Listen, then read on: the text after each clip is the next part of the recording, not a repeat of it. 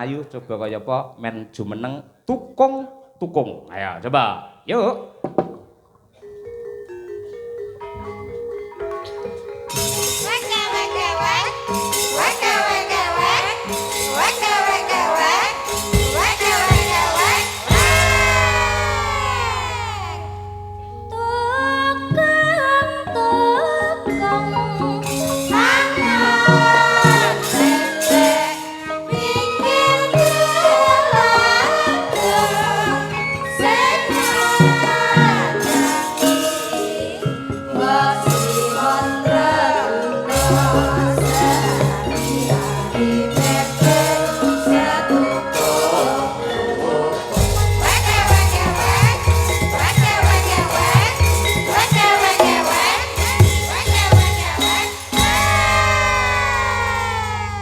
Monggo Pak Gareng niku pun entuk kanca niku. Sugeng dalu wong ayu.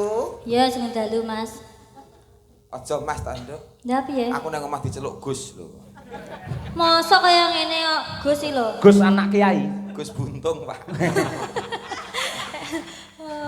Sugeng dalu Cahayu. Ya sugeng dalu Mas Gareng. Lak ya pinaringan sehat to. Sehat. Sedulur mriki kersane pirsa. Nggih. Wis ping pira sowan anu menghibur ana ing laladan ngimput. Ngimput. Heeh. Purwosari dusune ngimput. Wis ping pira? Nembe sepisan iki. Lagi pisan iki ben kenal. Berarti dadak kenalan. Loh iya, pepatah mengatakan tidak kenal maka tidak nikah. Tidak sayang. Lho wong kenal kok mung disayang tok iki lelaki apaan? Nek nyat wong lelaki tenanan yo nikah apa kenal terus dinikah ora disayang tok. Ngono ya. Bener Bir. Bener kuwi. Kuwi pelajaran yang baik kuwi ngono kuwi. Nah, Lah nek wedok tuh harga diri ya Pak Yayok nggih. Leres. Nangke ora mau kenal terus disayang tinggal lunga, kenal disayang tinggal lunga. Nek nyat sayang tenan apa kenal sayang terus dinikah. Tanggung jawab. Tanggung jawab wong. Lah nek ditengi tok piye? Loh, lah iso enak to ditengi terus ditinggal terus piye? Lho kuwi fenomenal lho, orang bener lho, banyak terjadi ngono kuwi lho. Banyak terjadi wi, terus ngono iki piye? Ya wis tak. Berarti wong lanang sing kebangetan ngene dudu wong wedok. Ya padha wae wong wedok. Lah nyapa wong wedok? Lah kok apa gelem ditengi? Loh, lah digudhok. Lho nek carane lah ya ora meteng sik lah ya iso carane. Lah carane piye? Ya nganggo apa to apa?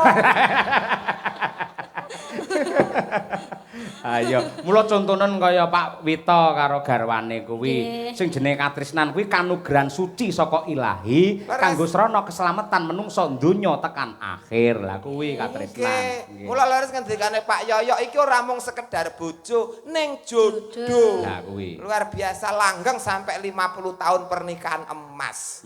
Lah niki mangke nek bar pernikahan emas napa nggih Pak nika? Mau apa jenenge kuwi berlian. Berlian.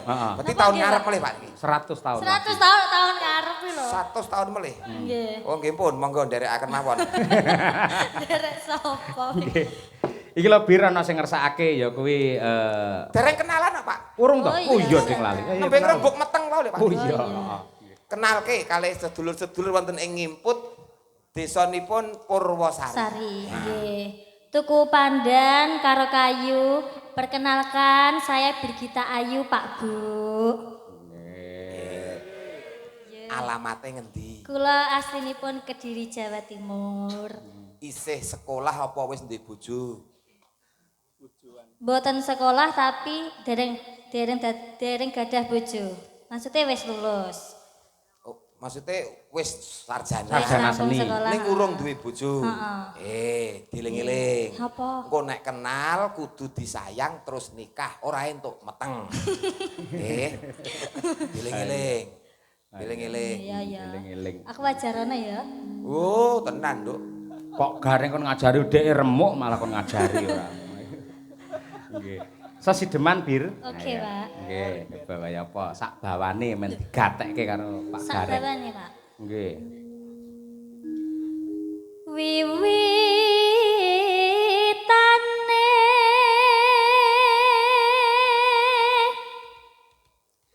anderek sang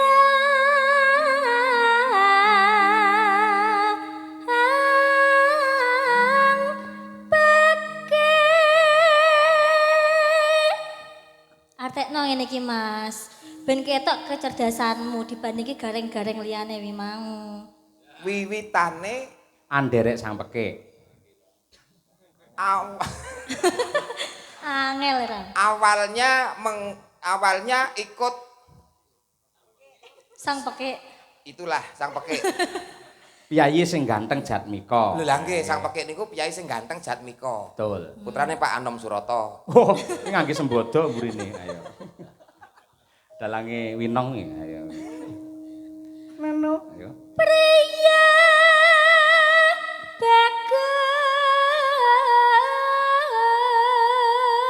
bagus kang ngolah budaya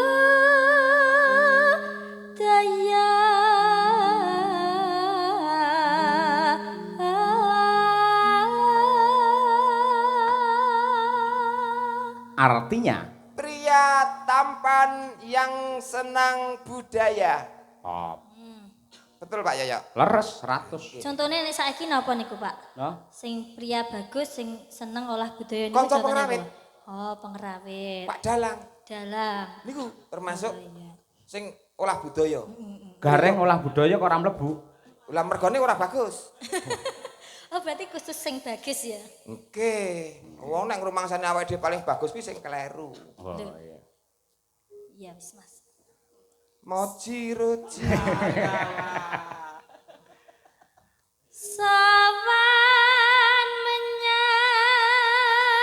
menyang kutha gedhe.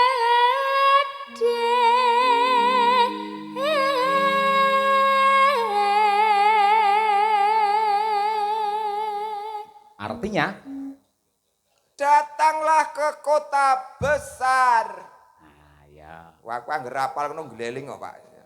Pripun? Angger apal ngono banter gleling ngoten. Lah ora apa? Nek apal pucet ngoten, Pak. Lah wis pucet nah sampean. Eh, Lagi wis pucet. iki ora, iki pancen oke kira pucet iki, keputihan. Ah iya. Ya Bir.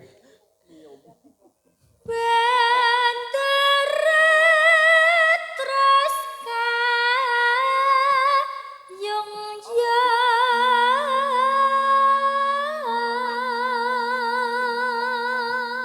Sehingga tuannya merasa tertarik. Nah, betul. Kulok, Pak. Nggih. Pripun lulusan SKRI ngeten iki, Pak. sarjana karawitan sampean. Sarjana iki, Mas. karaoke, Nduk. Malah ora. Selendang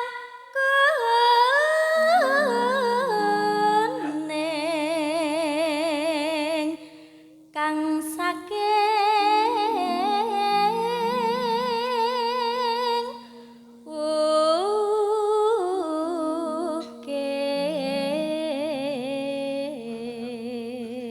ukir. Artinya Selendang kuning yang dari gunung. wah ya wukiri gunung ya. Nggih. Maksudnya piye kok selendang kuning kok saka gunung iki? Lah kowe ra iso to?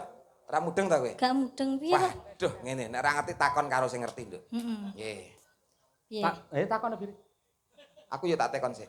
Selendang kuning saking mukirnya napa? Lah kok ora kok jawab piye? Lah kula mboten iso, Pak. Saya muni piye mau? Nek ra iso tak kok Takon sing- wajib takon karo sing ngerti. Heeh. Nggih. Lah dek bir kita kan tanglet kula. Kula lak ora ngerti, lah kula tanglet Pake. Takon sing ngerti. Nggih. Oh iya, aku ngerti. Lah nggih kula tanglet Pake. Selendang kuning saking wukir niku napa, Pak? Selendang kuning itu adalah gambaran seorang wanita Jawa yang cantik yang berbudaya yang asalnya dari pegunungan. Terjemahane dawa ya Pak selendang kuning niku. Ben cetha. Oh, lah nggih. Heeh. Niku wau, kata-katane niku wau, Nduk. Jadi selendang kuning adalah gambaran seorang wanita Jawa yang cantik yang dari pegunungan. Nah, kuwi. Betul, Pak? Betul 100. Tak eling-eling. Piye mau piye? Selendang kuning kang saking piye-piye? Adalah pripun, Pak? Ketara wis tuwek ngono wis lali ora. Metu ki aja ditekokke meneh. Kok ngenteni sik, nek wis bar metu ki ngenteni sik. Ngenteni aku hening tenang kok iso mikir meneh. Lagi iso metu neh.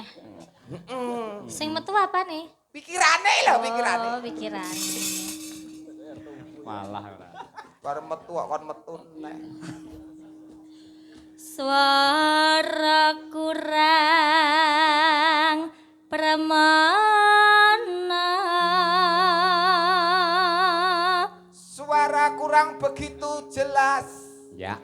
Ning wasesa ngungrum.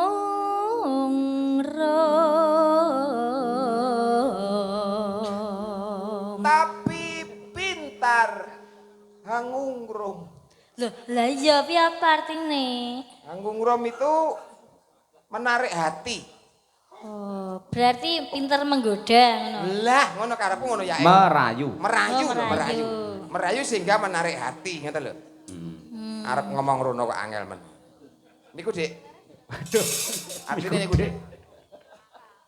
DIY Yogyakarta dan sekitarnya. DIY kae ora. Terus Bir? Angung romarang bendara. Merayu kepada tuannya. Berarti sing wedok meng selendang kuning kang saking Wukir meng Heeh. kuwi Kuwi pinter Merayu. merayu terhadap tuannya. berarti wis sing kleru sapa? Sing kleru, ora ana sing kleru, Nduk. Oke ana sing kleru. Ora ana sing kleru, pancen donya ki ana sing dirayu, ana sing ngerayu. Oh. Nggih to, Pak? Lah, kaya Pak Yoyo karo Bu Kesi iki nek ndek ben Pak Yoyo iki ora ngerayu Bu Kesi, ya ora dadi. Ora ngono. Ora ngono. Sing rayu Bu Kesi mbiyen ki. Oh, berarti kualik, mula aku ora nembus. Oh ketara tukang udu nomer kuwi ora. Kula pun mboten, Pak, pun mboten. Syukur lek wis ra udu. Mung titip. Wis kancane lek kuwi ora. Ya Bir. Yasulestia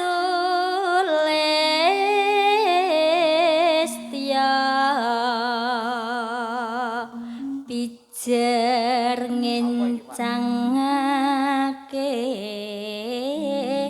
alis. Ayo, apa artinya? Dia Sing isi-isi. Sulistyo. Diah Sulistyo adalah perempuan yang cantik. Hah? Ngincangke alis itu memberi kode. Ayo. Signifikannya piye dengan alis? Piye? Ngono, Pak. Ping, ngono, Pak. Piye?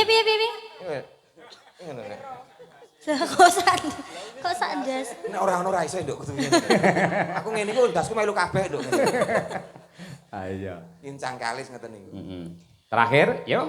Terus no sesideman.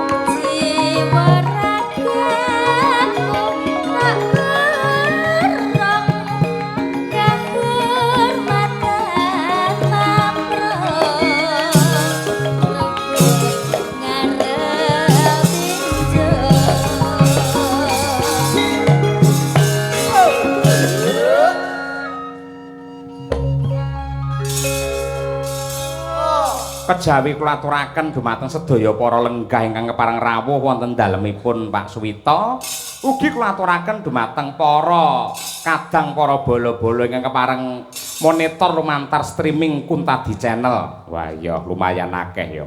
Kaya ngono ki matur nuwun katresnanipun para subscriber Kuntadi Channel. Ya. Ya Nduk, Bir. Urip ana